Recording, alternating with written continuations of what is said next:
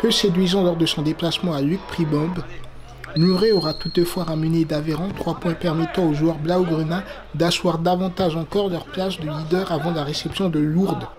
Le promu Haut-Pyrénéen peu inquiété par son hôte avant la 23e minute et une reprise bout portant de Taibi repoussée par Castero.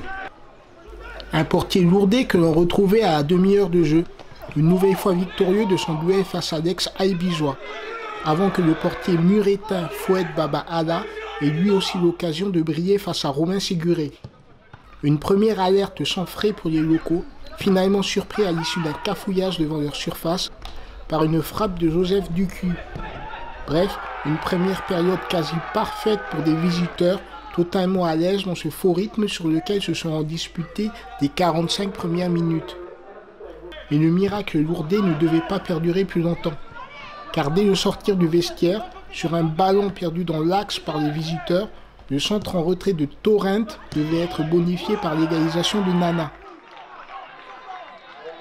Muret pouvait voir enfin des espaces se libérer dans la défense adverse, et Nana, parti en contre, servait Ubaja un peu court à la conclusion de l'action.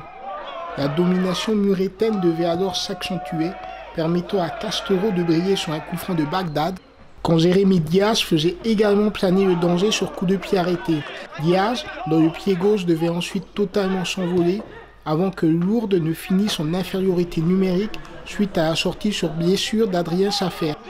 Muret se devait donc d'emballer la fin de match, ce qu'il fera d'abord par Taibi, butant encore sur Castero, avant de longues minutes d'attaque-défense sur le but visiteur, sans que Muret ne puisse jamais trouver la faille pour obtenir l'avantage à la marque.